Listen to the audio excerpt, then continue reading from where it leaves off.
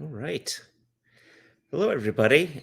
Joshua Hatton here with ImpEx Beverages, and I'm really happy to have you all here. Happy to introduce our guest shortly in what is the second in what we're calling our Drinks With series.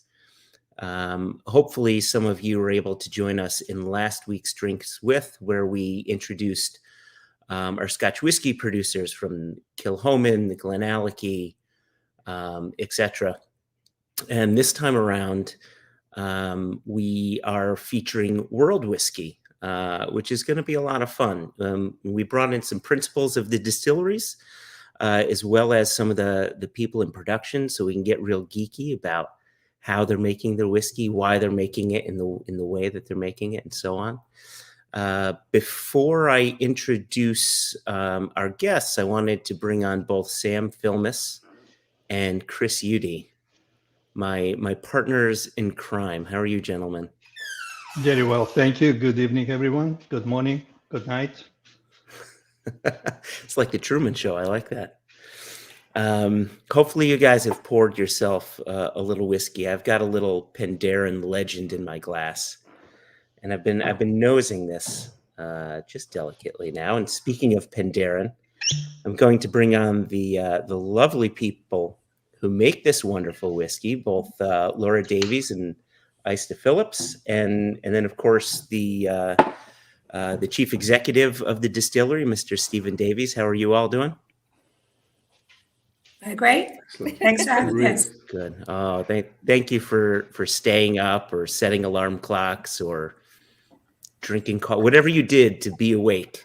I really appreciate it greatly. And then also on at least on the same island, yet a different country, we have our friends David Thompson and Jenni Ashwood from Spirit of Yorkshire Distillery. How are you both doing? Very good, thank you very much. Yeah, great to be here and see everybody. Yeah, all good, thank you. Good. Oh, and you've got Luna as a guest here to answer the hardest questions. The most important thing, yeah. And then finally, we're going to go a little further east, all the way to Tel Aviv in Israel, and we've got Gal Kalkshtein, who is the CEO of M&H. How are you, sir? Great. How are you? I think a little more awake than you. It's what, 3:30 over there? It's okay. The whiskey is doing the work. So, Wait a second. Before you poured whiskey into the coffee cup, now you have it in the glass as well. yeah, I did like.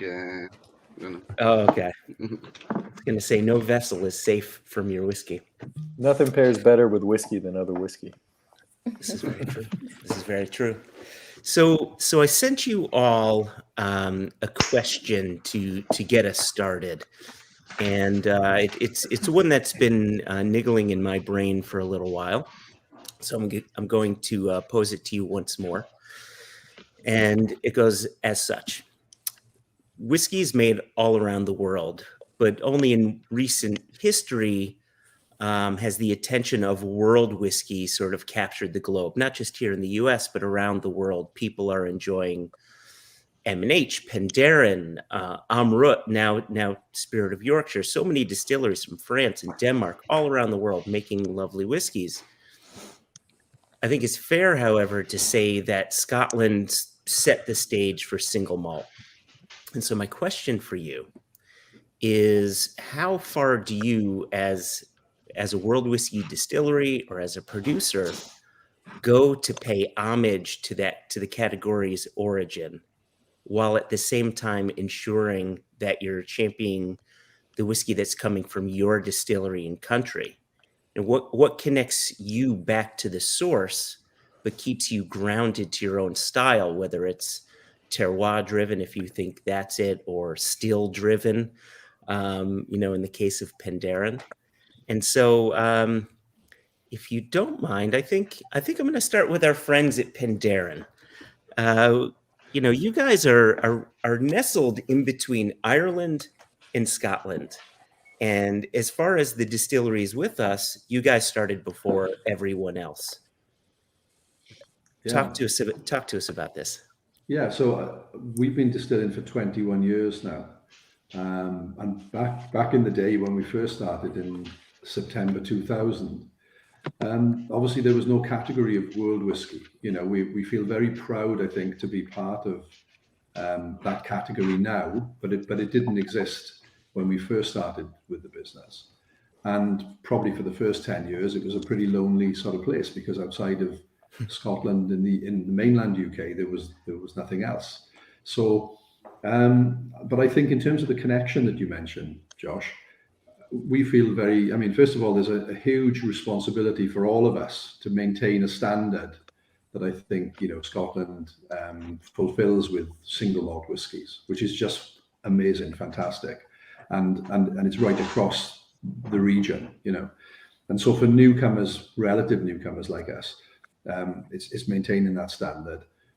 But I think, you know, the most important thing I would say from a historical point of view is we've always had amazing help from Scotland. We've always had lots of good advice, lots of support, lots of interaction. And, you know, I get journalists occasionally that try and pitch us against the Scots and say, oh, you know, you're the competition, you're trying to invade their space. And we say, well, it's just not like that. You know, it's just not like that. Hopefully we add a little more shade and color to the category and we bring a different story. Yeah.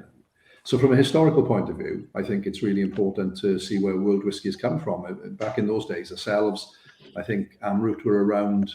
I think Madeira came, you know, along about the same time. Mm-hmm. But much later then, you know, other people have brought a lot more interest to the category, and including our colleagues on the call here this evening, the standards are great. The standards have been maintained. And it's one of the features for me of the malt whiskey category is being able to keep that level. But I'd like to perhaps ask Laura and Aista to talk more about the technical bits that make us different, because they're the experts. Beautiful. Yeah, so we so as I'm sure many of you already know, we have some very unique stills at Penderyn. So we've got two of our Faraday stills, and actually we've got a third Faraday still now at our site in North Wales, in Llandudno. And by using these stills, they allow us to through a system of plates inside the still, allow us to produce a really high strength, really pure spirit. Really delicate spirits, delicate in flavour, in style, very fruity, very smooth. And what that does, which I'm sure I still can tell us more about in a second, is it means that when that spirit goes into a cask, it's already very, very smooth and very pure. So it works really, really well to get the interaction with whatever was in that cask previously, be it Madeira or port. And it really gets all of the flavour and all of the mouthfeel quite quickly from those casks. That is a real, point of difference for us, because it allows our spirit to be, you know, it's still instantly recognisable as a malt whiskey, but it's a very, very light style, very delicate style. It's something that's quite unique in the world of whiskey.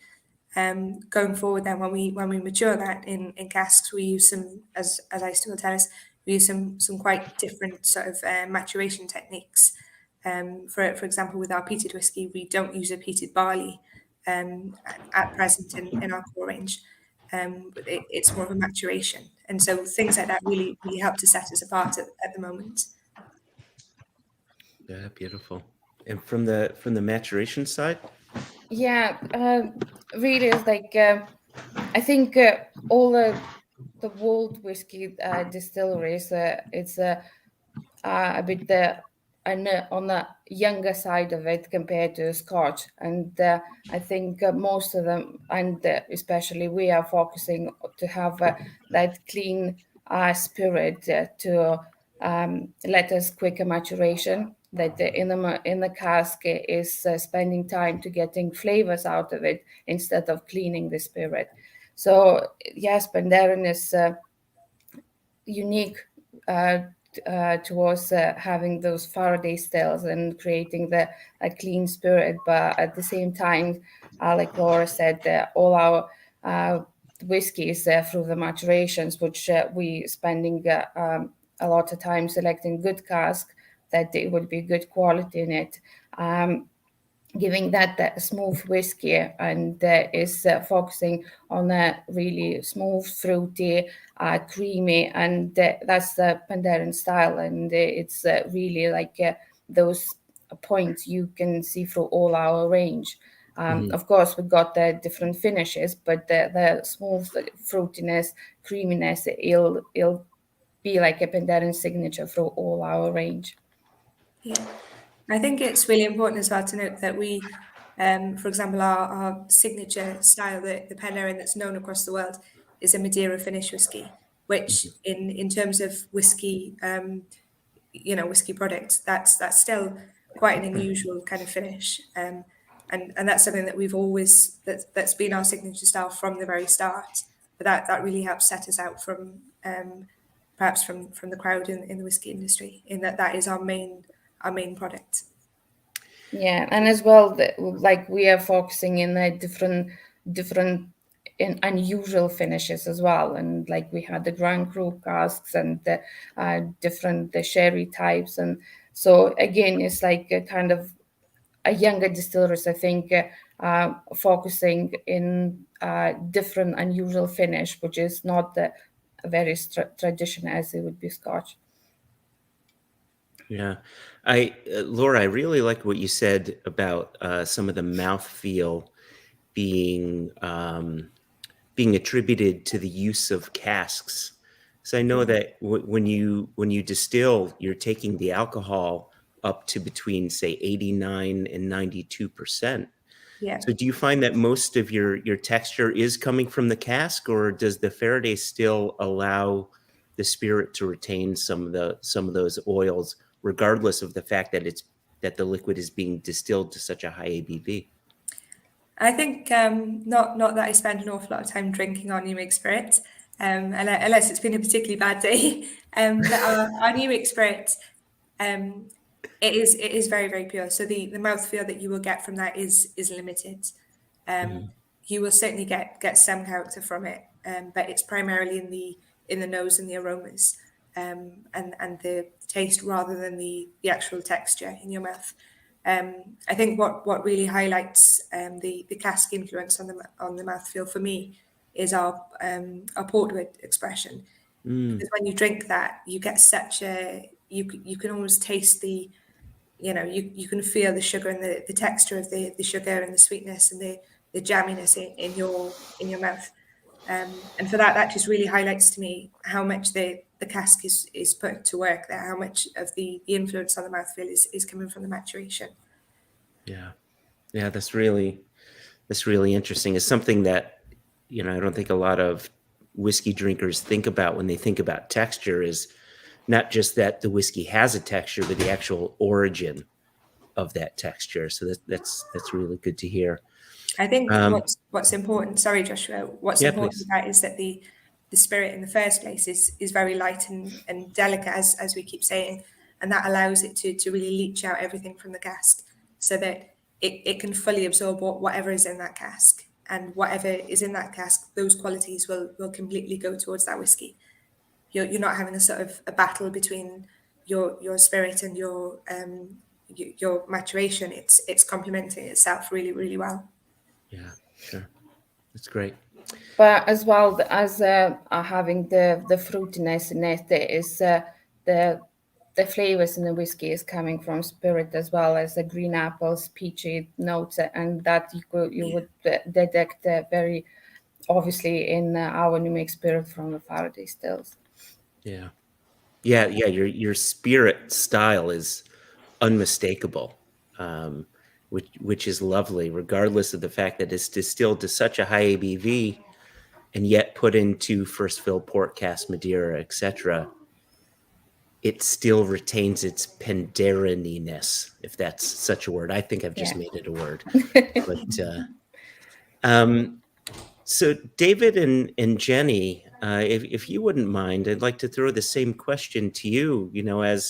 As a distillery in Yorkshire, making a single malt in England, how are you? Do you look to pay homage to the origins of single malt, or at least the originator who made the category big?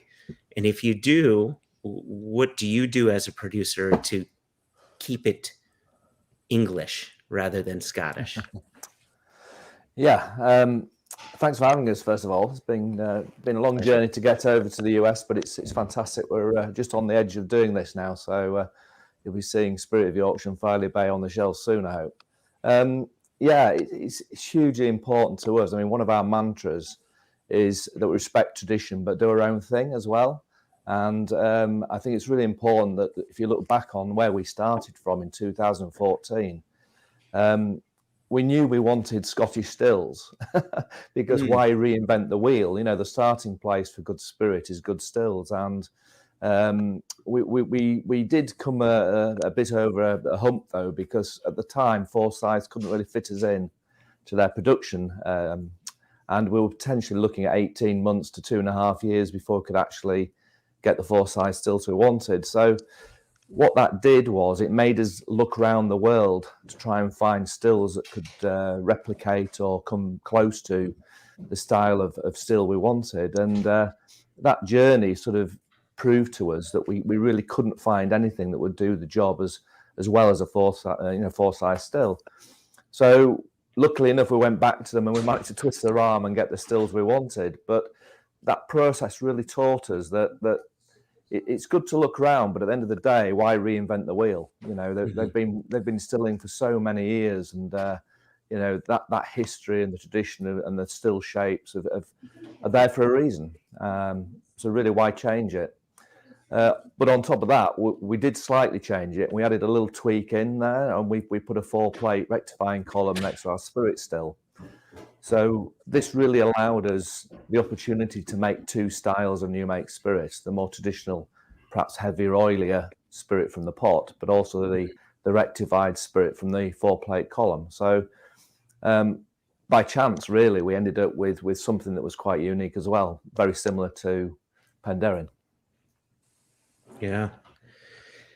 With the 4 plates that you employ in your still, does the spirit go through the pot first and then the plates, or is it vice versa? And the only reason I ask this is I was having a conversation with a rum producer where they do column and pot, and they did the column before the pot, and I'd never heard this before, and I didn't know if there was a tradition within single malt that allowed for something like that.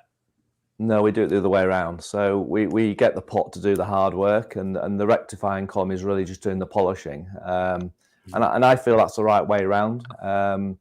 We also can turn on and off the column. So 6 months of the year we produce the traditional pot distillate, and 6 months the sort of column enhanced, if you like, distillate, and we can keep those separately in casks. So it just gives us another tool when we come back and do the marrying of the casks. There's another element there to flex the flavour and the mouthfeel that we're looking for, which is, again, I think quite unique. Yeah. I wanted to add on another element to this question, but Jenni, I wanted to give you a chance to add in anything before I added in this extra question for you all. Yeah, so I was going to say that Dave gave our brilliant ethos of respecting tradition but doing things our own way. So there's a couple of other things that really made a difference there, which is I'm sure we'll talk about this at some point, but we have our own farm. So 100% of the barley we use is all homegrown. It's literally a couple of fields away from where I'm sat right now. If it wasn't dark, I might be able to see it. And maybe if it was April as well, it would have been planted. So for us, that's a major factor, not necessarily because of terroir, but just because of being able to trace the product all the way back to the field. It also means that our food miles are incredibly low. We use a local maltsters where we're able to ring fence all our own barley, which is something quite unusual that many distilleries aren't able to do. We've got a really strong working relationship with them from being barley farmers since, the 1940s. Not obviously, not me, but generations of my family. You're looking well, Jenni. Yeah, great. It's incredible what makeup does these days, and some nice lighting. So for us, that's a really important component of what we're doing. We can trace every drop of the liquid right back to the field, to the point where we probably wouldn't advertise doing this all the time because it's got a bit of a long process. But we could say, right, in that bottle that came from this specific wash, which came from this specific malting cycle which came from this specific harvest, which we can say came from this specific field. And that's pretty incredible that very few distilleries, or I mean, any kind of drinks or food producer is able to do. Like you said, our food miles are very low. We can then bottle it all on site, so we keep everything as tight as possible. And for us, that's a really important factor of our production process. You must be a mind reader, because this was my question that was going to pop up, all about farming. So yeah, I think this is it's a unique thing, and well, at least from where I'm sitting with ImpEx Beverages, for years our mantra has been, hey everybody, here's Kilchoman Distillery. They're doing this very unique thing where they're farming with their own barley and making whiskey from their own barley. How cool and unique is that? And now we get to say, hey everybody, we have 2 distilleries that are farming their own barley, and right. And so the statement becomes even bigger. Does all of the whiskey come from on-site barley? You don't buy anything in, 100% is from your own farming? Yeah, that's correct. Yeah. And so do you play around with varietals? Do you have a specific type that you look for? And is it for yield? Is it for flavor? What I hope that's not a gotcha, but I'm really curious. No, we've Great got a question. couple. To be honest, I'll let Dave go into the full detail on that, because that's his background. Yeah, so just before I sort of got involved in making whiskey, I was in the grain trade, buying and selling barley for many years, and I've seen the evolution of sort of 30, 40 years of how barley has been grown, on particularly on our area, which is pretty unique in the fact that it's one of the best malting barley growing areas, perhaps in England, if not the UK. Hence the reason why there's so many maltsters around where we live. But the interesting thing is that, yeah, we are in control of that seed, and we can choose the varieties that suit our land. And I think for us, the flavour doesn't particularly come from a varietal. It comes from the process and the choice that you make after you've actually harvested it. But we can make sure we look after that sort of crop and the soil, more importantly, in the fact that we're not now ploughing, we're doing less ploughing, and we're keeping the carbon in the ground, and we're nurturing that crop and the soil right through the process, which I think is the right thing to do, not just for the carbon argument, but also for the next generations, making sure we've got our soil structure looking after sort of the land. So there's lots of things we're involved in. Variety wise, we tend to use varieties which are obviously recommended for malting first and foremost, but also suit our land type. Ones that are disease resistant, won't fall over in a bad harvest, and are best suited for where we are. Flavour wise, as I say, there's so many things that go on with the process of making whiskey beyond just planting the seed, and I think the flavour is driven really by those processes and by choice. And not by variety, but I'm quite willing to take to take those arguments further. But that's how we view it. That's brilliant. That's really good to hear. It's a slightly different question, or a slightly different answer to the question than we normally hear. You don't normally say, or you don't normally hear that process plays the big part.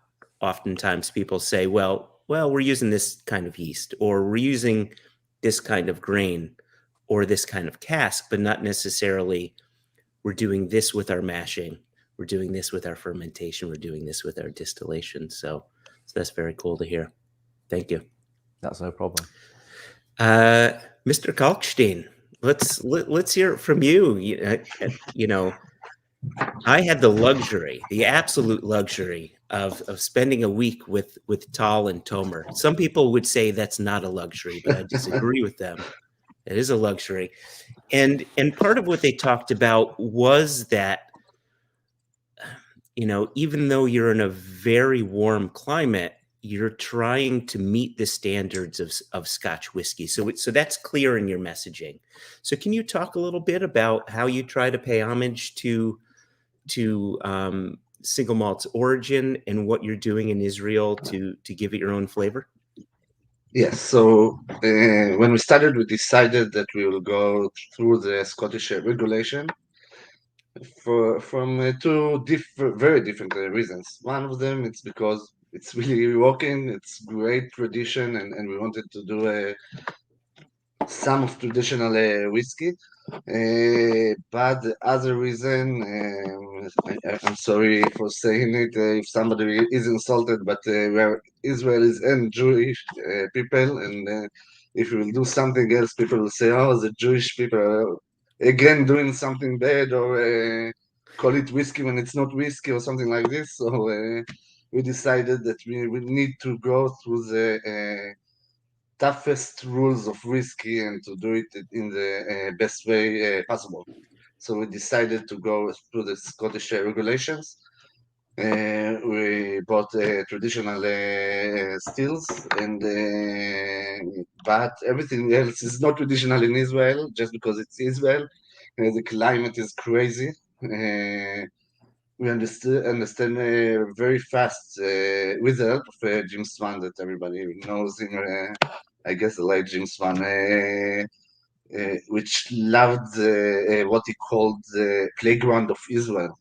The playground of Israel is a climate, is a terroir of Israel, which is 5 different climate zones, in a very like 2 hours away from one from another, which is crazy for us. We can do terroir in crazy ways. We started the process in the Dead Sea, which is to put casks in the Dead Sea. It's the lowest place in the world, minus 430 meters. Depends on how much water you take from the Dead Sea, but minus 430 meters in a regular year. A lot of oxygen in the air, a lot of minerals in the air, more air pressure. It's doing crazy things for the whiskey. We just released the first one a few months ago, and it was sold out very fast, and it was very good. I'm talking about my product, but it was really amazing to see that it's not.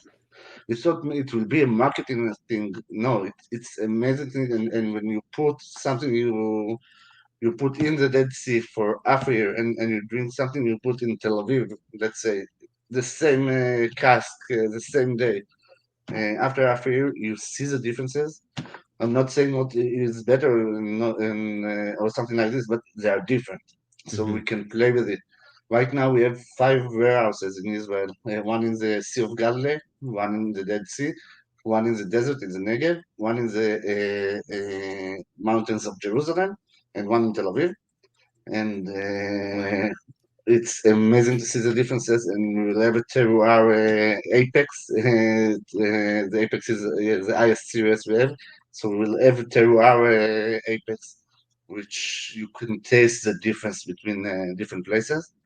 It's amazing when you're in Tel Aviv, you can go up to a mountain 780 meters high to Jerusalem in 45 minutes, and then 45 minutes later we are in minus 430 meters in the Dead Sea. It's crazy. We have another thing we can do in Israel, which is crazy, and still we're keeping the laws of the Scottish regulations, which is crazy casks. We add the pomegranate cask, which is so crazy. It's something that you can find only in Israel. A pomegranate wine, they call it. It's not really wine because it's not a grapes. Yeah, this crazy cask. I don't know if to call it.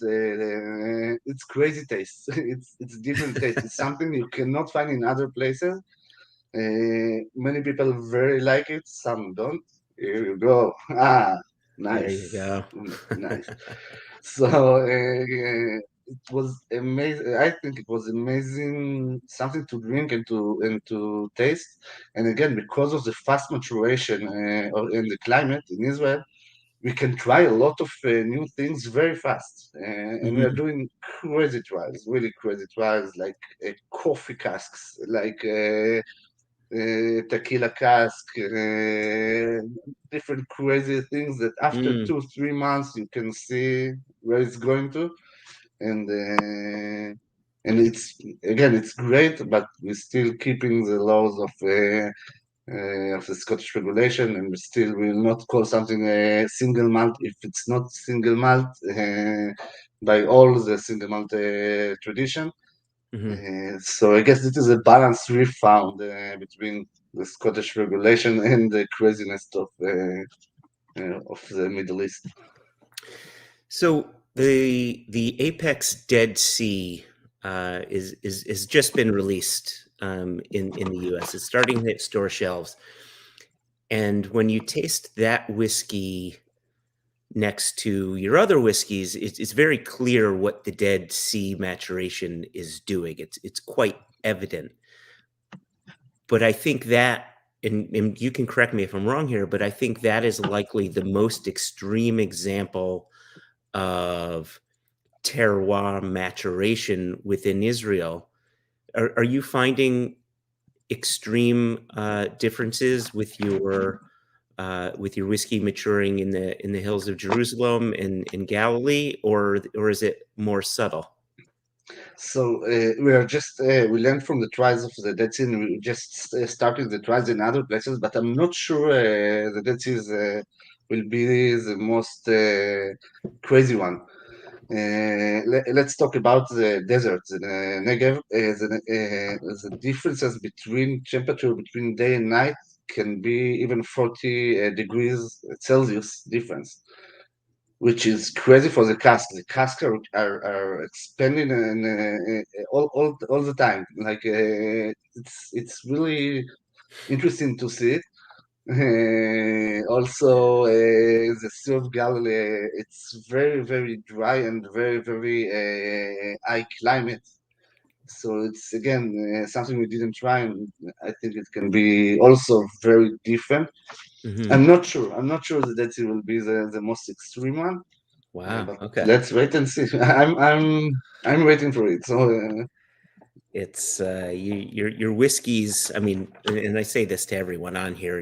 You know, your whiskeys continue to amaze me. Whether it's unusual casks you're using, terroir, etc. And with Spirit of Yorkshire, I'm only just starting to discover your whiskeys, and I'm really excited to discover more.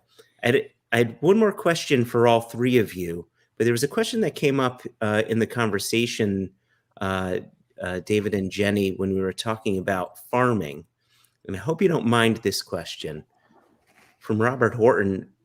I guess he wants to know, is there any cost savings that you're finding from working your own farm? Is that even a factor for you? Absolutely. Yeah.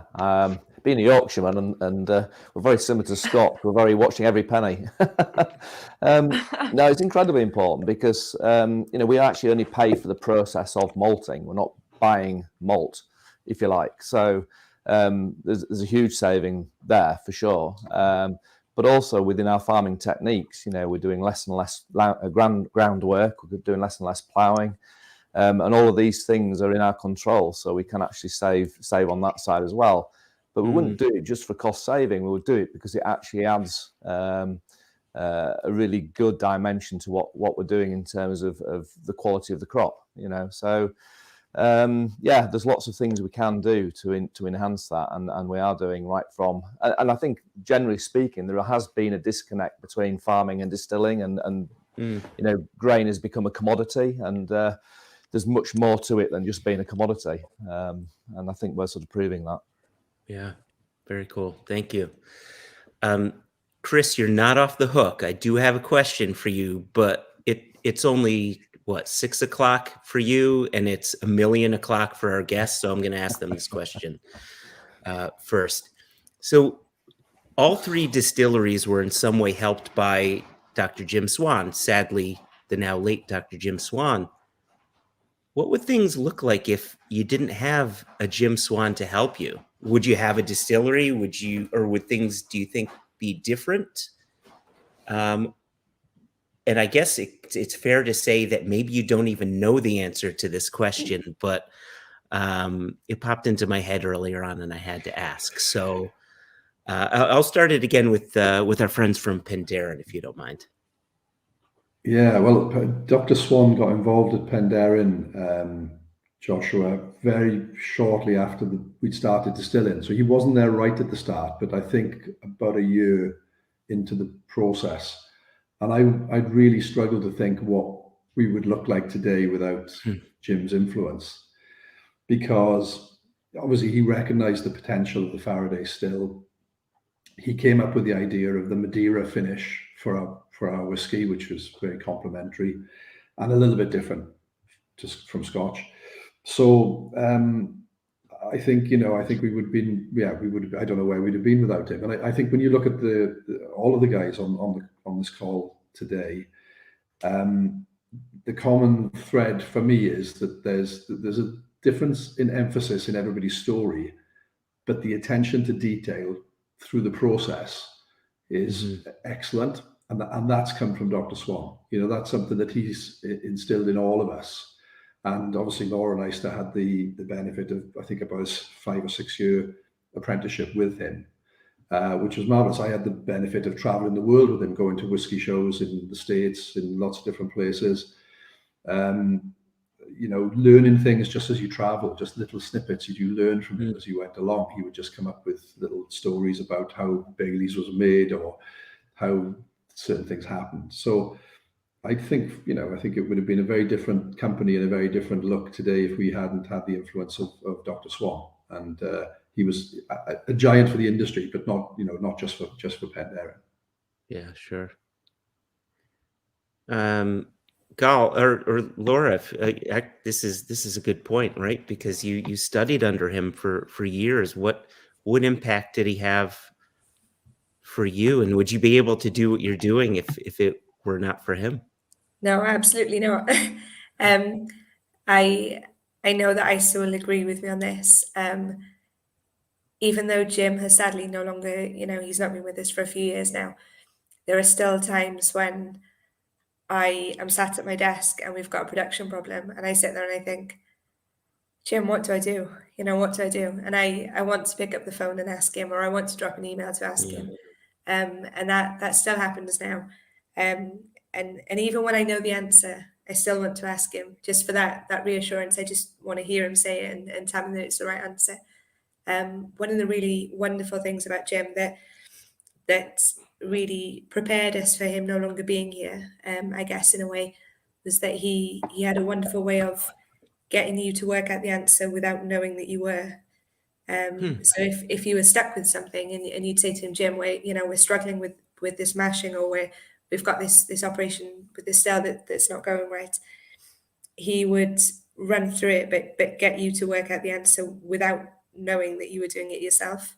And that was just so invaluable, because it meant that when the time came that he was no longer with us, we were prepared for that. We didn't feel like we were, but we absolutely were. And that was just so invaluable. We wouldn't have been here without his. It would have been very, very easy for Jim with all of his talents and his skill, and his connections through the industry, to kind of keep that to himself and kind of in a way make himself more valuable, if that makes sense. But he didn't. He was so keen to share that knowledge, and so keen to make sure that we had that knowledge for a time that when he wasn't here. He was so keen to pass that on and to let everybody in the industry grow, and that was just so important. Do you find that his? First off, I absolutely loved hearing that. It shows what a great and caring teacher he was. Do you find that you've taken a page from his books? So when you're working with some of the other distillers like Bethan, you're teaching in a similar manner, or do you have your own style? I'd like to say that I try to follow what Jim does, but I haven't got half of the charm or the charisma or the patience that Jim had. I'm sure Bethan probably gets a bit sick of it, in that I usually tend to say, oh, you know, when Jim was here and that, and I have to try not to do that because I know that obviously Aista and I were very, very fortunate to train into Jim. One of the really great things that I've tried to learn from Jim is that when I was kind of first starting out, sometimes, you know, I had these really ridiculous ideas, or my answers to things would be completely the wrong answer. But Jim had this really great way of going, really? Okay. And you knew in that moment, you know, he wouldn't make you feel small. He wouldn't tell you that you were wrong. He wanted to be encouraging, but just that one look from him, and you knew that you were wrong.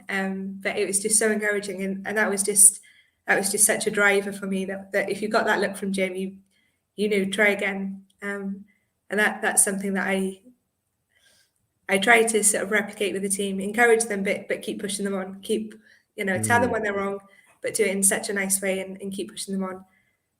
But as I say, I probably don't have half of the charisma and charm and patience that Jim did.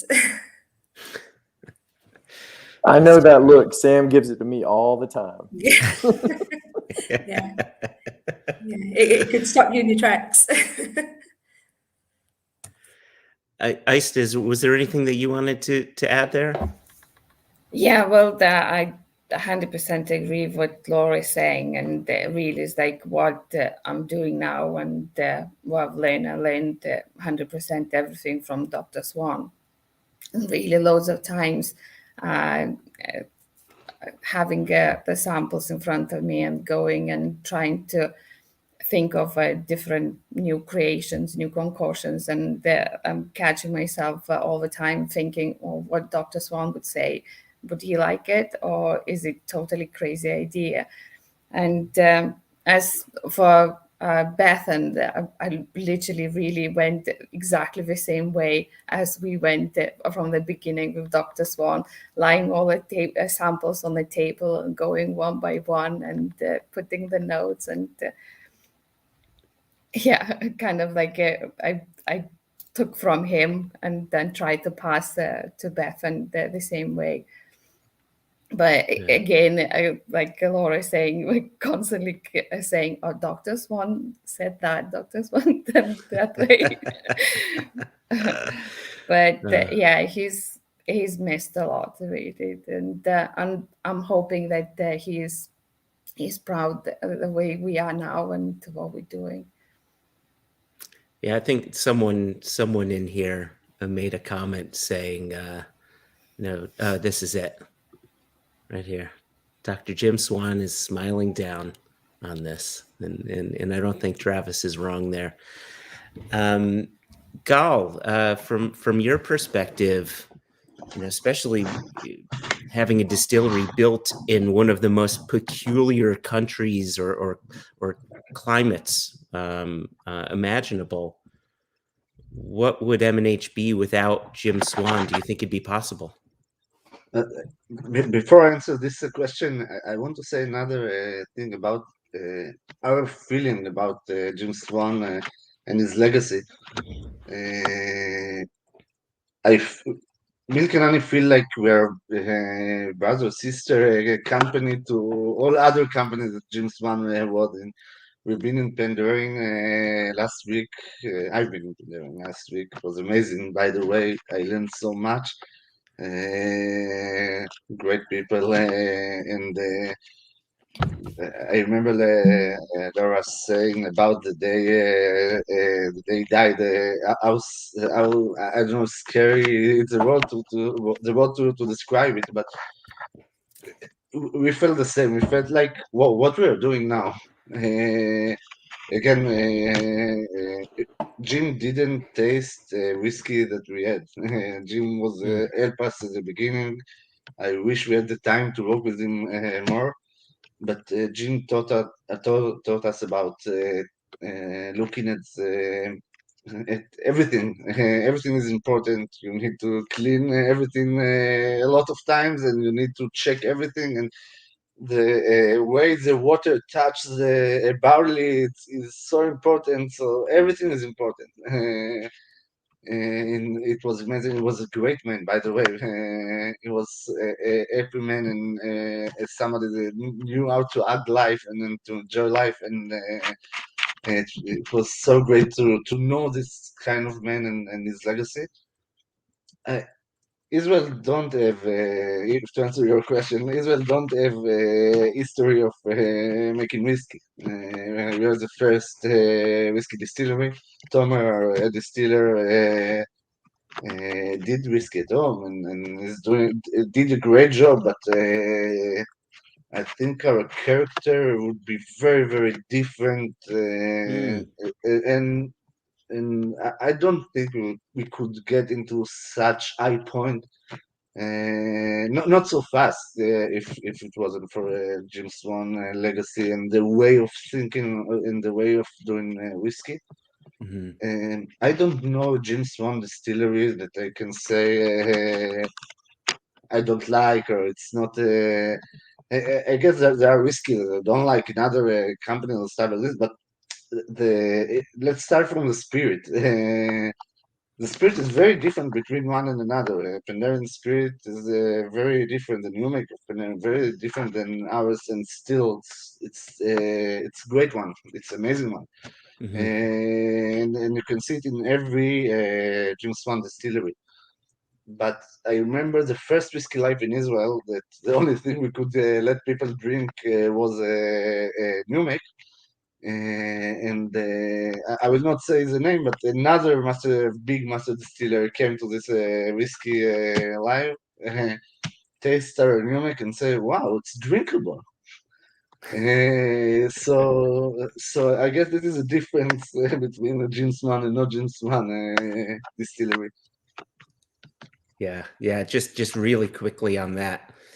Before we as ImpEx started talking with you at M&H about the possibility of importing your whiskeys into America, it was actually a dear friend of mine, Jess Lomas, who was at, I want to say, Whiskey Show in London or one of these shows.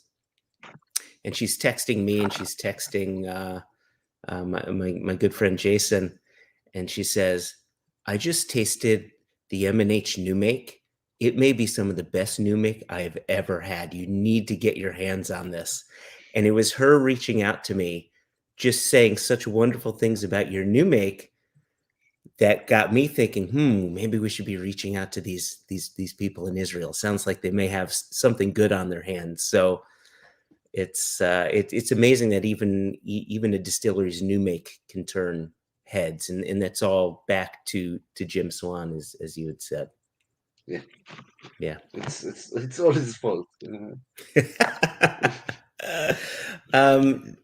Jenni, I'd love to hear your input on this. Yeah, I mean, I don't know where to go now. I've heard it all. He was an absolute amazing guy. And I think the thing that stands out for me was that although he obviously came from a very traditional background in the way you sort of should have your stills and fermenting and mashing, he wasn't afraid of experimenting with us. And when we sort of asked if it was possible to put our 4-plate rectifying column next to the spirit still, he didn't sort of dismiss it. He said, you know what, that is something I've never done. That is something that I'm wanting to look at. And he found that as interesting as we did. And I think that was just the nature of the man. He wasn't stuck in such a traditional way that everything had to be done in this particular way. And he was very open to try. And that was brilliant, because it allowed us a point of difference, not just for the sake of being different, but because it was doing something really, really interesting to the spirit. And I think for me, that was fantastic. I mean, I have a little black book full of Jim's words and comments, and we were lucky enough to start with him pre-build. So we got his influence right from the very beginning. And then again, just unfortunately lost him as we were starting to make our first new make. But his influence carries on. As Laura says, he's in your mind, he's in your head. And I ask the same questions, Laura. I look up to the sky and say, what would you do here? And I'm sure that his legacy will live on for a very, very long time. Jenni, Josh, I did think you want it's- to? Sorry, go I ahead. just wanted to Go say ahead, I think it's remarkable the way that Dave and Jenni were able to pick up. Because we all had substantial challenges when we lost Jim, but I think you guys at Yorkshire had a very substantial challenge because you were at a relatively early stage, and all the advice in the world, but you got stuck in and you really got to learn the trade and go on what you had and develop it, into what you've got now. I think it's remarkable. And hopefully that's a credit to Jim, but I think it's a credit to you guys as well for being able to pick that up and run with it. So sorry to interrupt, but I just think I think it's a remarkable thing to do. Really. That's very kind. I mean, we were thrown into the deep end and we had to swim, and Exactly. we couldn't do that with the knowledge that we didn't have the knowledge, so we just needed Jim's input at that early stage. But thanks for that; it means a lot. Cheers. Jenni, was there anything that you wanted to add here? Sorry. Sorry. No. Just I was down in London at the time when they were working with Jim. Doing a lot of the branding stuff, but remotely, and it was always fun to get phone calls. You'd get very, very excited phone calls from Tom and Dave after every Jim meeting, of like sort of bursting with ideas and absolutely buzzing, and that was always so lovely to have. That's great. Yeah, it's funny. David, you had said, Jim is always in your head, and you hear Laura, you talk about his notes popping up into your head and how he would educate you and continue to educate you to this day, or guide you in some way, shape, or form. And I think it's safe to say he's not just in your heads, but he's definitely in your hearts as well. And it's obvious. So I want to just thank you all for sharing that with us. It really means a lot. Chris Uhde. You get to educate us on Japanese whiskey. Now, here's where things get a little different. So my original question to you, I changed slightly. We went over this before. I think it's somewhat fair to say that the vast majority of whiskey drinkers out there don't necessarily have the best understanding of distilling in Japan, myself included, as you so kindly point out to me on a somewhat regular basis. But here we are anyway. So my question to you, sir, the history of whiskey distilling in Japan differs, and I think it's in part because Japan was a closed society or a closed country for a couple centuries, and I'm sure you can educate us on this specific timeline.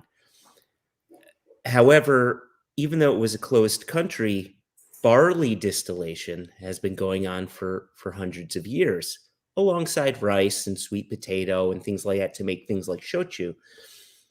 But I wonder, if Japan were an open country, do you think they would have glommed on to the moniker of whiskey earlier than the 1920s with Yamazaki? Do you think being an open country would change what Japanese whiskey looks like now? Before I answer your question, there's a couple things I got to say. One is I'm joining Team Pandaren. I got one of our mini trees that we have from another room.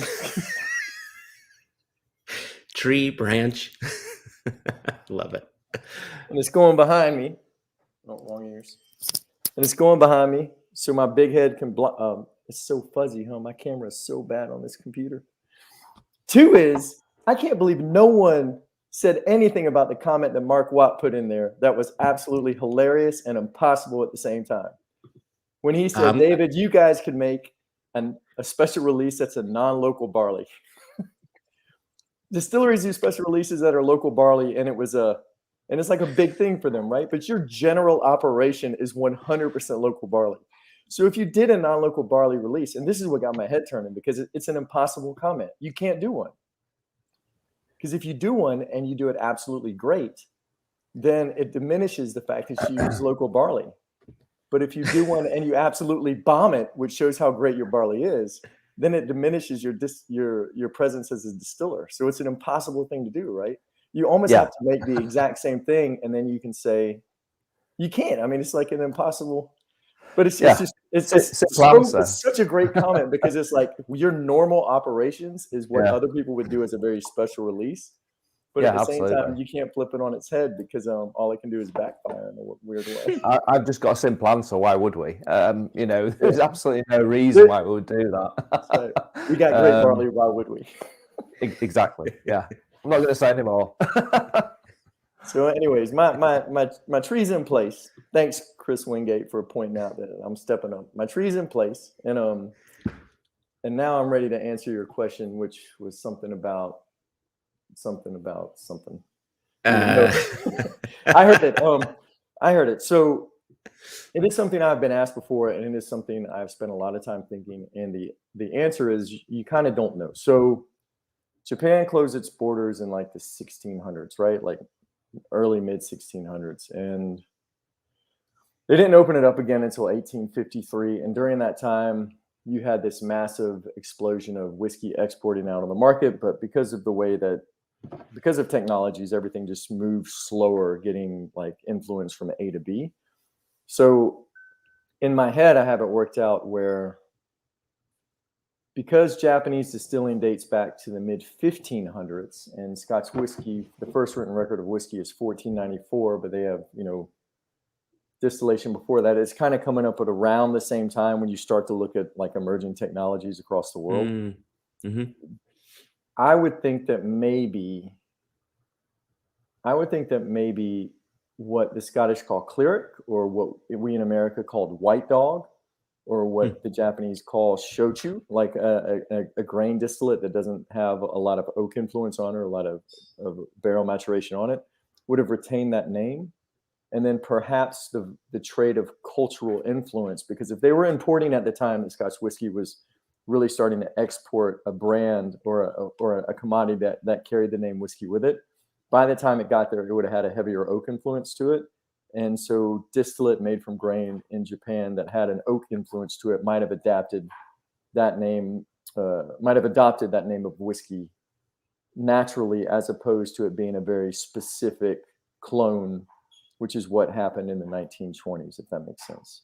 So like the way that the way whiskey came into the culture was they open up trade in 1853. They start to mimic what whiskey is, because it's starting to be brought in at that time. And they start to mimic it with blending of stuff that isn't whiskey. And then you have Takatsudu-san, who goes over there to do a clone of Scotch whiskey, and he brings that back and it kind of adopts it. But at this point, they've already got hundreds and hundreds of years of distillation under their own vocabulary. So that's where it bifurcates into almost two separate categories. But then where the acknowledgement is in the 1980s, where they changed laws to try to keep it from a confusion of the two categories in Japan, Japanese local law. So where they outlaw like barrel-aged shochu in its natural state, because it is too close to whiskey. And so they want to try to protect whiskey because of the $6 billion trade deficit between the UK and Japan. It's all politics, right? So maybe that vocabulary would have permeated, because we know that in the 1800s, when Takamine-san went to do bourbon using the Koji whiskey process, which is really the Japanese distillation process, the native Japanese distillation process, like he used it to make whiskey. So it kind of makes sense. That's a very long-winded answer to a kind of a simple question. So maybe if there was cultural trade happening and commodity trade happening between multiple countries and Japan, more vocabulary, more influence of adaptation or adoption of culture would have been brought in. But because they were isolated for so long, things have just been set. So that's why we're at where we are.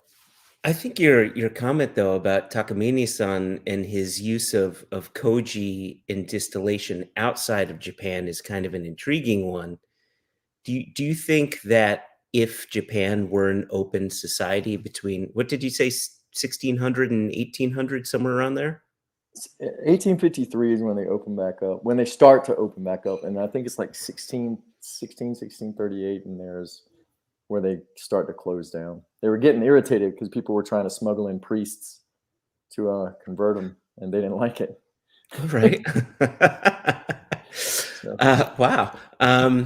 But if it were an open society and trade were free for that 200-ish year period, there's something you had told me a while back, and it was in reference to this Takamine-san, was he proved that the use of koji in the fermentation increases your overall production by 20-25%, something like that. There's a cost savings as well as an overall increased output, if I'm understanding that correctly. And I wonder. You get two things. So you get the way the koji processes the grain is you can avoid the malting process all the way through. So you can do in 2 days what it takes whatever malting to do. Now your secondary fermentation is longer, but you get rid of all that. And the way that the koji processes the grain, you don't have to worry about other microbials contaminating your ferment. So you actually get what's considered, you get like it's not, the cleaner isn't the right word, but you get like a more singular ferment style without other things kind of messing it up, like, which would have been super useful hundreds of years ago. Nowadays, the way you guys have it all dialed in, you're all assassins and you can knock it out of the park with controlled processes. But back then it was you had problems with contamination, and it prevented contamination of other living organisms getting into your ferment, which is what was the great thing about koji. That's why it was great for fermenting food as well. Gotcha. So you got both of those. And so maybe, you're right, maybe had there been exchange of ideas, maybe that would have made its way over west, and maybe we would have some Scotch whiskey with koji process done on it. Because it definitely almost, like, remember, so you guys, welcome to the other side of the world whiskey. It almost completely flipped the bourbon world. And the only reason why it didn't was because they had to pay Takamine-san the rights to use, he had a patent on the process, and they didn't want to pay him the money to use the patent. So they said, all right, well, instead of paying you what we owe you, we're just not going to pay you. And so he sued them and was able to prohibit them from using his process. And that's when he took his patent and pretty much locked it down and went to New York and got into the medical industry and did his whole thing with adrenal glands and whatnot. So who knows, right? But that's all in the past. Now we're moving forward. To your knowledge, and I understand what I'm about to ask you, you may not be at liberty to say, and it just may not be your place to answer it. But given that koji is so predominant in the use during the fermentation process before distillation, for Japanese single malt Japanese whiskey, are the producers playing around with koji? Have they played around with koji, or have they decided to do similar to what, the initial question that I asked our other guests here, just to emulate what Scotland was doing? And let's just try to nod to that while having our own little twist on it, but maybe not go so far as a twist as to incorporate koji into the fermentation. Well, I think if you're going to use the word single malt, then you should probably have malted barley in it or a malted grain in it. And that's what you're able to avoid by using the koji process. Oh, that's right. Because you said you don't need to malt when you're using the koji. Yeah. But I got to put my finger up where you can see it, not behind the ImpEx thing, but where you can see it. So you can see it's a very determined finger that I'm holding up. But as far as the word whiskey goes, why not, right? Like, why not expand the pie? Look at what our friends on this call have done, right? Like Gal maturing whiskeys in 5 different climates in one country. The Pandaren folks using the Faraday still, and like basically, like no one even knew what a Faraday still was, and now we know of 3 of them. Like what Spirit of Yorkshire is doing with doing a pot still. I'm doing very traditional, and then putting some refractors in it. Like, I think all of that's great. Like it is. I welcome anyone to push the envelope. You know me, Joshua. I'm old school rock and roll. Like, I like bands to come in and upend what the house styles are, so we can just see where it goes, because it's supposed to be fun and engaging and ever evolving. So why not? Why not use the koji process? Yep. I always love what you say, expanding that pie, because you're adding flavor is what you're doing. And I think the right way to approaching whiskey is the exploration of flavor and the sharing of friends, and you're all enjoying that exploration of flavor. So why not make it bigger? Dan Searing had a really cool question here. That's perfect. So somewhere in the multiverse, I just love that he used the multiverse. There's a USA where they've been drinking Koji whiskey a la Takamine for 130 years, and maybe in other countries too. Imagine, right? It gets back to that other question of if Japan were an open country, would the conversation we're having now just be moot? It would just potentially be what it is because of how impactful the use of koji is in that fermentation process before distillation. Who knows, right? Who knows? Yeah. But it's here Yeah, I now, like so it. let's all drink It's it here now. together and have Yeah, fun. exactly. I drank some of that tonight. I had some Spirit of Yorkshire and some Penderyn. Y'all see me refill the glasses. I'm hitting everyone's terroir. So speaking of terroir, this is perfect. Actually, before terroir, I have to put this, and this is on top of Mark Watt's comment that you pointed out to us. Spirit of Yorkshire is Schrodinger's distillery when it comes to the use of non-local barley. It's great. It's perfect. Anyway, so there was a comment that came in both from RJ Czar and Julie Lynn Czar. They're enjoying hearing about terroir and distilling and the importance of it.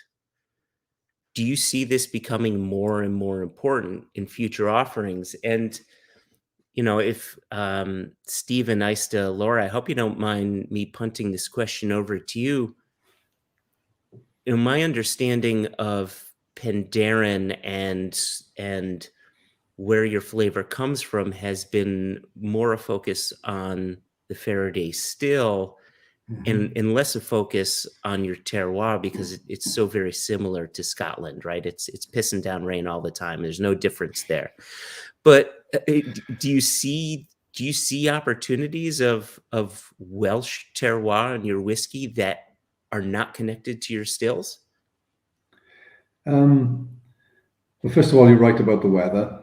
It's actually slightly warmer, but slightly wetter than Scotland. So, it's not great. It's not ideal for growing barley in Wales. So we just don't get sunshine hours to grow the sort of barley that we really would like to use. So although we have used Welsh barley in the past, and we've used it successfully, and it's been something that's been okay.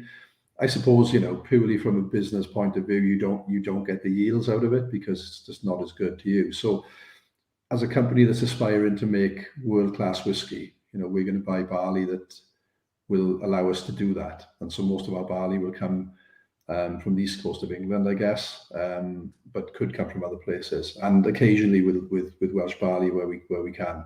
So terroir is not particularly a big thing for us, as you say. We tended to focus on other parts of the process. But I think in terms of the industry, you can clearly see that for some on the call and for others outside of the other parts of the industry, that it's another part of a story that does add. It just adds. I think it adds a lot more interest and a bit more debate as well about how much contribution to flavour it actually makes, which I think is a really interesting debate. And I don't know the answer. I guess Jim would probably say it's a £100,000 research project, and I know some people are already doing that. So for us it hasn't been important, but we absolutely respect that it's something that's really interesting in the industry, and we like to follow that and see where it goes. Beautiful, thank you, Jenni. David, what are your thoughts here? Yeah, I think Yeah. as Steve said, it's all about the research. So at the moment, there's just not the research that backs up that terroir, as in the soil in which the barley is grown, has an impact on it. There's obviously studies on that for wine, but given the age of vines, that it's not close enough to draw direct comparisons and parallels. It's interesting listening to Gal use the word terroir to talk about climate as well. So I guess part of that depends on what your understanding of the word means. For us, though, if we're thinking about it from a wider point of view as terroir as essentially being terre and earth, then for us, a lot of that is about sustainability and making sure that the land is as good as it can be. So Dave's touched on the fact that we're using direct drilling, no till, techniques. And just in case anybody, that sounds like gobbledygook to anybody on the call, what that means is traditionally when in America, you've got these vast fields with hundreds of machines going across them. But we're not quite so big here. Our kind of the biggest fields that we have probably is about, I think the biggest field on our farm is, well, I know the biggest field on our farm is 70 acres, which is teeny tiny in comparison to some of the North American farmers. But what that means is instead of going across it, and when you've harvested it and you're left with the straw, instead of going across it and cultivating it, so you run a plow across it, you might run some discs across it first, then a plow, then a drill, then a roller, and you're going across it lots of times. You're moving that soil up and down. If you're into gardening, you know that actually sometimes that's really good because it aerates the soil and gets it in. But instead, what we're doing is we're just planting directly on top of previous crops. So you've got your straw. We then put a cover crop in there that has different plants in there that help regenerate the soil. That kind of mulches down. We then plant the seed directly into that as well. So again, in the gardening analogy, which is what most people understand on a much smaller scale, it's you're basically planting directly into the mulch and sort of creating extra layers of land on top of it. So instead of disturbing the soil, you're actually building on top of it. And that's good for so many things, not least for earthworms. I'm getting into a bit too much detail here, but that's the kind of way that we see terroir going, is about protecting the land, as David said, for future generations, and also ensuring that it means that we're growing the best quality barley that we are. So I'm 4th generation, the 5th generation's coming through on our farm. I've got 2 boys, I've got 2 nieces. So it's kind of protecting it for them and the generations on from there as well. I love that. A totally different answer to terroir than I ever expected. And also 10 points to Gryffindor for the use of gobbledygook. Wonderful. David, did you want to add anything? Yeah, I think Jenny's just summed it up. But I think terroir and Gal has sort of opened my eyes to terroir in terms of influencing the cask maturation. You know, the temperatures, the locations are incredibly important to what happens inside the cask, and I think that has much more influence on flavour than where the seed has been planted. At the end of the day, varieties of barley have been grown for lots of things, but not flavour. That's never been one of the things that they've ticked a box for. So what, spring barley's in the ground for 5 months? Can we seriously believe that the land has an influence on something that's in the ground for 5 months? You know, as Jenny said, grain vines are in for hundreds of years. I totally get that. But we're taking that barley through a huge process to get the flavour we want. And I think those are the driving influences on flavour. Brian Devora asked a great question, which is perfect timing for this. Are you green or organic? Or do you go for that certification? You know, we have a gin supplier just outside of Edinburgh that they're about to get the organic certification, but they actually fought against it because they want to get indigenous, Hamish would kill me if I use this word, weeds to, you know, attract all of the parasites so it stays away from, you know, everything that they're growing in their garden. They're going to do organic anyway because it's the right thing to do. But you know, what's your thoughts there? Well, we'd rather use the word biodiverse. So, you know, using cover crops and adding perhaps things into the soil that aren't traditionally there, but are doing something really important. So, for example, clovers will add natural nitrogen into the ground. Other like brassicas will break up the soil structure, so aerate it naturally because they've got a big taproot. And there's lots of other things within that mix that's adding something into the party. And I think we'd like to think that we're more biodiverse than organic. We're certainly not organic or certified organic, but we are doing lots of things at the front end to mitigate that, you know, to make sure that we're doing the best possible thing before we plant the seed. And I think, sorry, Jenny. And our inputs are incredibly low. You know, we're not putting a lot of anything onto the land at all. Yeah, so just to jump in on that, there's a definite thing where people think being organic is automatically more sustainable and more green, but that's not necessarily the case. It depends how you farm it. And it depends other things that you use to help control pests and weeds. If you're not using chemicals or you're not using herbicides, then what else are you using? So and every farmer is obviously different in that, but there's different things that they can do that's not necessarily super sustainable or green. So there's a bit of a disconnect where sort of organic has become the byword for being green and super sustainable, but actually those two things often can be in contention. So our watchword is about being as sustainable as possible and keeping the land going for the future. So there are some short-term things that we might do that some people might say, oh, but you should be doing something else for that. But over the long term, our goal is to be as sustainable and protective of the land around us as possible. So we've got wind turbines, we've got our own water supply, we're doing lots and lots of things. All the houses we've literally just last week, which was great because it got down to about -2, gone onto air source heat pumps here in all the houses on the farm. So all of those things are about pushing us into a greener future, but aren't necessarily organic. And it's just making sure that from a marketing perspective, organic's done a very good job of putting itself at the top of the tree. Sure. And everybody thinks that organic equals fantastic, but sometimes it's not always the case. Yeah, and there's some very natural organisms that exist. I'll take, for example, rye has a fungus that grows in it called ergot, and ergot is incredibly poisonous. So, if you like, that's the extreme of being green and organic is the fact that these natural things are not always good. So, yeah, it's a very big subject. I mean, there is not one answer.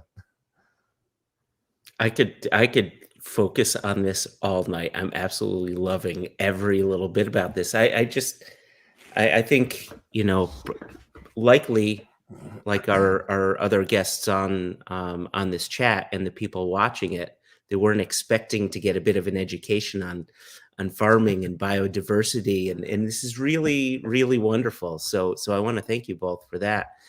Gal, you had already talked about the use of the 5 different climate zones within Israel to allow for those different climates to affect your whiskey.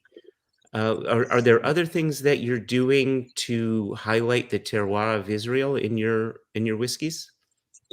So first of all, we thought also about farming and doing the barley in Israel and malt it, but the barley in Israel is not yet good for whiskey, and there is no malting in Israel. So we need to make everything from zero if we want to do it. We are trying, but we will not be able to do what Spirit of Yorkshire are doing. We need too much barley, and I'm not sure there is much land in Israel that we can use. So this is one way to look at it.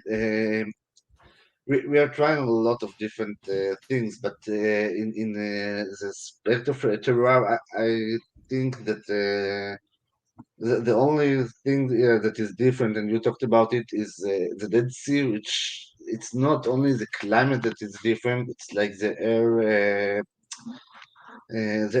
has more oxygen and more minerals, so it's different really in another air pressure. So it's really different. It's like putting cask in a very high mountain or something like this, which the air pressure is different. And so I think this is the most interesting way of looking at it. We are trying in another place, which will be a very small one, just for testing.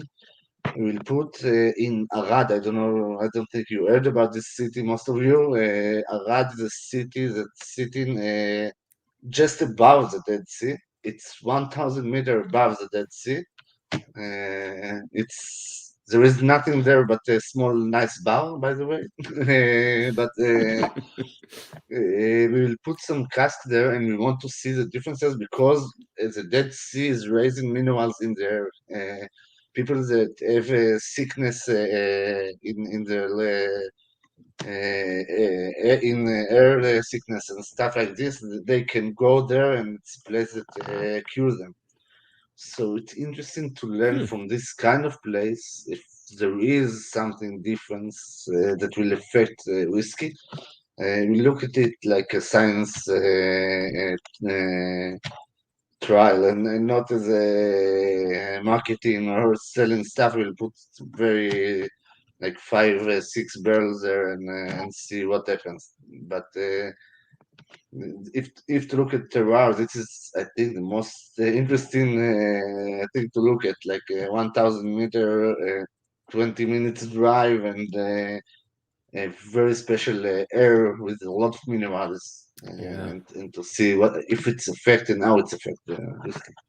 That's kind of a perfect complement to what David and Jenni were saying earlier, right? The barley grows so fast. Does it really have time to pull in those influences, where when it's in the cask, it does have time to be influenced? And if the air around it is significantly different than the air around the other distilleries, then how does that affect it? It's like the vine, but reversed at the end product, right? It's fun. One of the other things I think about, at least when it comes to M&H, for your peated barley, I think up until somewhat recently, you've been sourcing your peated barley from the Czech Republic, which the peat is going to be different in the Czech Republic than it would be in the Highlands of Scotland or from Islay. Was that an intentional? Was that intentional to go for a slightly different peat style? Was it a cost thing, or did you want to have something that would just make your peated whiskeys taste a bit different by comparison? So right now we are not using only from Czech Republic peated barley, but at the beginning, what we try to do is to make, and if you tasted our peated element, to make a very balanced peated whiskey, to like a doorstep into the world of peatness, and not a peaty whiskey. So it was very good for us. But now we are looking for, and we found other places to buy our peated barley. And yes, there are differences. And again, this was the recipe there, and now we are trying to change it. Not for the elements, I guess we'll keep it, but for ImpEx says that we want to be more peaty and more similar to the highly whiskies. I guess we'll use other peat barley. Yeah. Okay. We have just a few minutes here, and there are a couple small questions that I wanted to get to before I let you all go back to sleep. I hope you don't mind staying up a few more minutes. Douglas Smith wrote in, and this is specifically for our friends at Pandaren. How does the Faraday still differ from a hybrid still, which we see a lot here in the U.S., that combination of pot and column? But the Faraday still is quite unique. So how is it different from a normal hybrid still? I'm looking hard at my colleagues because I don't know too much about American hybrid stills. I'm afraid I don't know if they do. I saw that you took yourself off mute, so I thought you were going to be brave and answer. No, it was a mistake. It was a slip of the finger. Yeah. So I guess fundamentally it's a very similar bit of equipment. I guess the difference in it primarily comes down to the specifics. So we have, for example, 18 plates in our second column. I think it's 6 in the first column in our stills. So specifics of that kind of thing, but also then the way in which we operate. So our cut points, our run rates, our reflux rates, things like that are still sort of technical parameters. Our run profiles are what kind of will set it apart and make it different. Fundamentally, I guess when you strip it all back down, you've got the same bit of equipment. It's very, very similar. It's just those specifics that make each bit of equipment slightly different. Okay, thank you. And then a question from Julie Linzar. Most Scotch whiskey is aged in American barrels. Is this true for you? as well. I think I know the answer to that, and there's likely a very good reason for that answer. So if you want to touch on that a bit, it'd be great. David and Jenni, I'll punt this one over to you. We use something in the region of 80% first fill bourbon. So ours is sourced from Kentucky Old Forester, and I think the important thing with that is we get consistency. You know, that they're premium casks, and we've never had a problem with them from day one, which has been absolutely excellent. But also we use quite a lot of different woods from Spain. So we've got a lot of sherry. We've got some interesting, going back to Jim Swan, the classic STR, which is a red wine cask, which has been shaved, toasted, and recharred. And I think we've all been using those, everybody on the call tonight. So they're incredible. They impart some brilliant flavors, and again, a legacy of Jim. So I think we're all tied with that.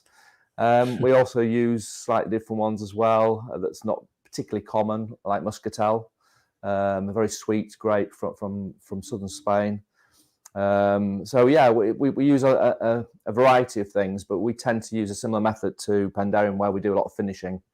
So it would start its life in bourbon, and then it would jump over into another cask for several months until we feel it's just right and it's picked up that extra profile and flavour that the new cask imparts. So the casking program is just as important as everything else, and again, something we learned from Jim. So he keeps cropping up, doesn't he? Yes, he does. I think that buying casks is one of the best parts of the job, Aista, as well, because you get to travel and go to different places and stick your nose into wooden barrels. We use a lot of bourbon casks, but you've got quite a variety in the warehouse then at Pandaren. Yes, again, it's like a spirit of Yorkshire saying that the majority is ex-bourbons, and that's where they're starting their maturation. But after the finishes is really, so the huge list now is rum, tequila, vermouth, Chotiner, and cognac, and you name it, port, and all the types, and sherries, all the types, and Portuguese wine and Italian wine, and it's just like list is going and going. And I wish that the temperatures would be with us the same, like with milk and honey, and that the result would be quicker, where with us is like you patiently sitting and waiting and trying to sampling every 2 months and see like is it ready, is it not ready. But yeah, it's and as well we're not aiming with Scotch regulations, we try to experiment with not just the oak. So we got the chestnut, we got ash tree, which is something else, something different, something unusual.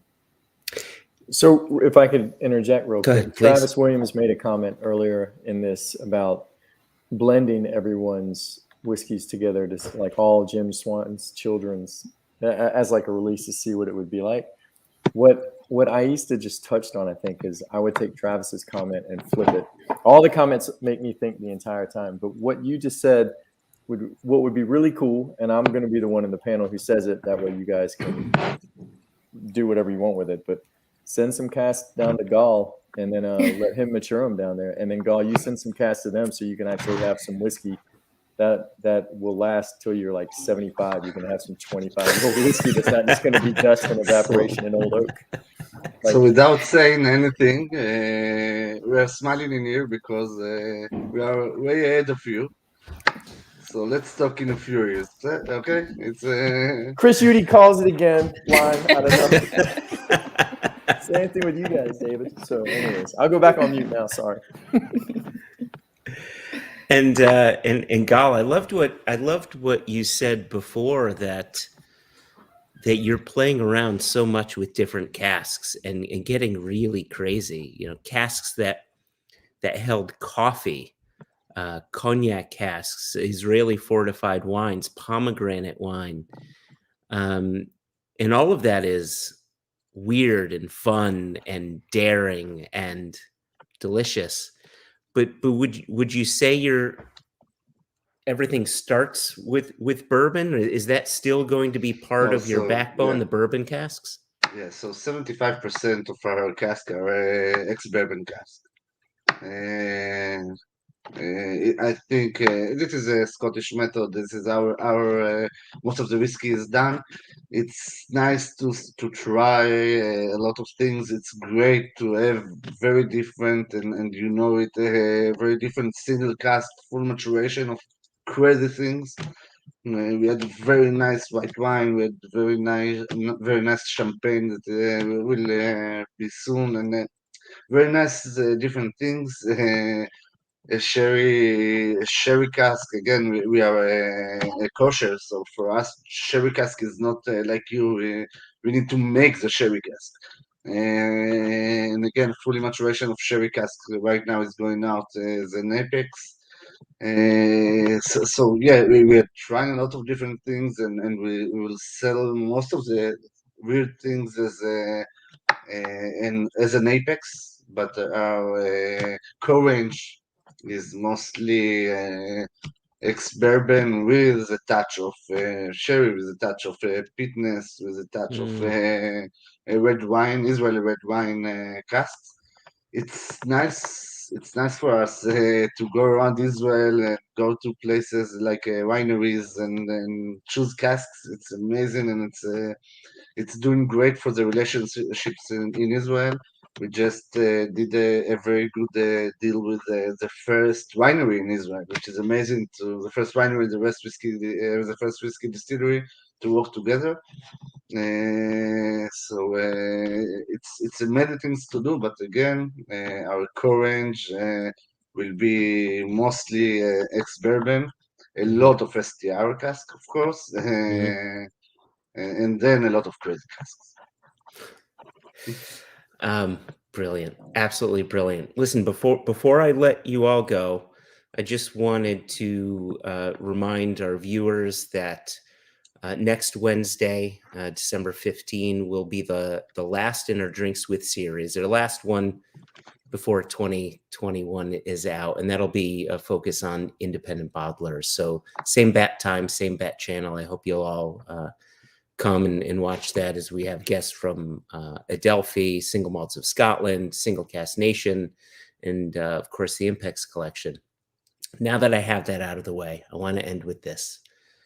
Last week, I had asked Sam a question of what makes you choose a distillery to work with, and his comment to me, his initial comment was, "It's people first."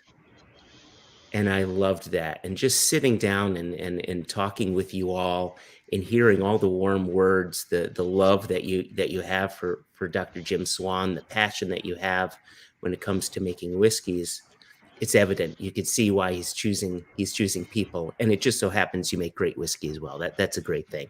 So Sam, if you wanted to add anything on to that before we head out of here, I'd welcome anything you'd have to add. Well, Joshua, thank you. I'm probably going to sound like a broken record because the answer would be very similar to what I answered when you asked me about Scottish distilleries and producers. As we are proud to have this world whiskey class, high standard quality and taste distillery products from all over the world. And there's a lot of them kind of outside of ImpEx portfolio. There's a lot of good whiskeys out there. My number one approach is the people who are behind these distilleries, people who are behind the brands. And that's number one, always be number one. You and Chris, probably two of my witnesses, when I said no to excellent whiskeys, when the philosophy was not shared at my level, I also said no to a lot of whiskeys that were not that quality. But again, as you mentioned, this is number two. Number one is wonderful people, and part of them are this panel, including my business partner, Christopher, who is not just a Japanese whiskey king of our portfolio, but he also master blender. So to have this kind of combination in one face, it's very, very rare. And of course, we're we're very lucky to have people like Penderyn team, Gal and his wonderful team, and of course, kind of newcomer to the portfolio, our Spirit of Yorkshire. By the way, for you guys, I have one comment. Getting back to growing your own barley versus buying the barley. You know, so far we asked a lot of people in the industry, including our suppliers, does it make sense to have your own barley grown and your own malting floor and etc. And they said, you know, it's just very expensive. It's much, much easier to buy the barley from the broker and just be done with it. Time consuming, less time consuming and less money. First time I hear from you that it's not only you have the full control on what you're growing and what, you know, contributes to Filey Bay single malts, but also it's cheaper. So I expect a good discount for my next bill. I was waiting for the punchline. There it was. Tell you that. Yeah. Joshua, I hope this is recorded, right? So. Oh yes, it's all recorded. I think the word is cost effective, Sam. Hey, By the way, wait a this is minute. my What's favorite. the deal here, Sam? Why do I got a little one? Hey, as you said before, you know, I have this, I appreciate you comparing me to Jim Swan, which I am so far away, but my look works. That's the main thing. Shrinks bottles and everything. Listen, our friends in Wales, our friends in England, Gal in Israel, thank you all so much for staying up and being a part of the conversation. It really has been enlightening in ways that I didn't expect. And looking at all of the comments coming in, it's evident that people are enjoying the conversation. So thank you all again. I hope you all have a wonderful night's sleep. Maybe stay in a little late. It's okay. We'll allow it. Though Jenni, like you, I have young kids, so I get it. You'll probably be up early. We know this. So anyway, get a good night's sleep. Thank you all so much for your partnership. Thank you all so much for your conversation. Have a wonderful, wonderful evening. Morning. Thanks, guys. Thank you. Thank you. Always a pleasure. Thank you very much. Always a pleasure. Cheers. Cheers. Thank you.